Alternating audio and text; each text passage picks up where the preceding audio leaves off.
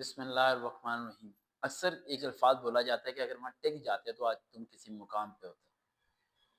تو میرے دماغ میں ایک ہی بات آتی ہے کہ پرندے اپنا گھر ہمیشہ بدلتے رہتے ہیں، آخر کیوں؟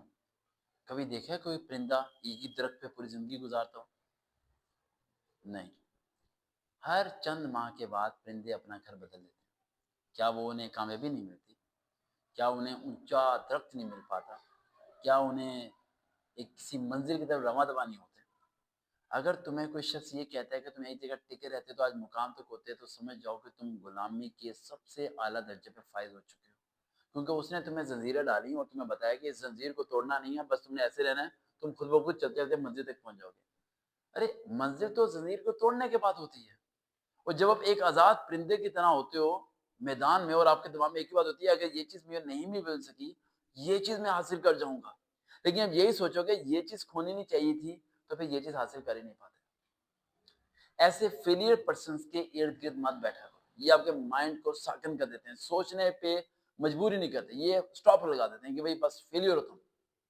دیکھو میں ایک اسکول میں پڑھاتا تھا، سیمی گورنمنٹ ادارہ تھا، وہاں پر ایک شخص تھے جن کی عمر میرے سے غالباً کافی سال بڑی تھی، ان کی عمر 55 سال ہوگی رہے، اور میری عمر اس ٹائم 25-26 سال ہوگی۔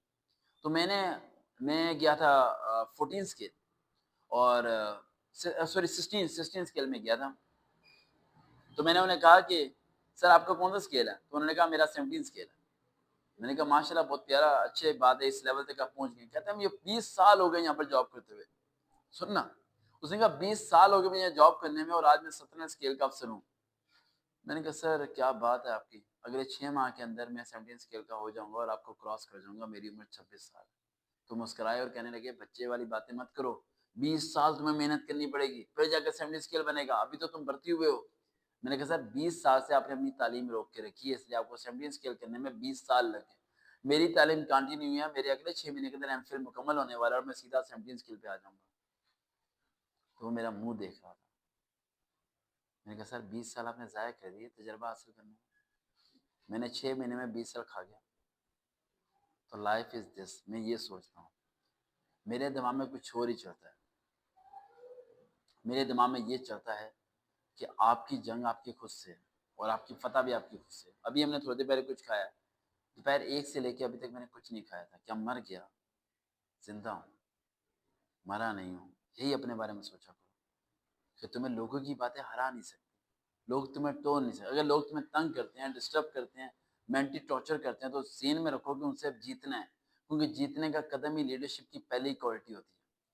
لیڈر کا سب سے پہلا قدم یہ ہوتا ہے کہ وہ سب سے پہلے اپنے آپ سے جیتتا ہے، پھر پبلک میں جیتنا شروع کر دیتا ہے، پھر آہستہ آہستہ شہر میں جیتتا ہے، پھر ملک میں جیتتا ہے، پھر دنیا میں اس کا نام بننا شروع ہو جاتا ہے۔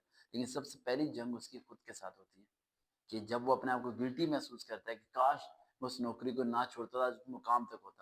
وہ یہ کیوں نہیں سوچتا کہ نوکریاں میری محتاج ہیں، میں نوکری کا محتاج نہیں ہوں۔ وہ یہ کیوں نہیں سوچتا کہ میرا دل جہاں چاہے میں جا سکتا ہوں، میں جو چاہے کر سکتا ہوں، میں ابھی بھی چاہوں تو باہر کے ملک جا کے کما سکتا ہوں، میں چاہوں تو پاکستان میں رہ کے سب کچھ کر سکتا ہوں۔ وہ یہ کیوں نہیں سوچتا، اپنے آپ کو آزاد کیوں نہیں کرتا اس غلامی سے باہر؟ وہ چاہتا ہے کہ بس گارڈ لگا رہے، پوری زندگی گارڈ کا ہو کے مر جائیے۔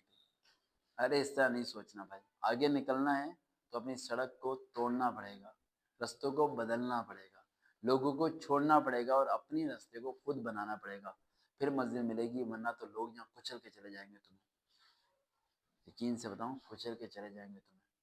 تمہاری خاموشی میں بھی ایک ڈر ہونا چاہیے، ایک ایسا ڈر کہ اگلے دروازہ بند کرنے ہونے کے باوجود دیکھتے نہیں چل سروکار ود ریئل موٹیویشن، دوبارہ ملاقات ہوگی۔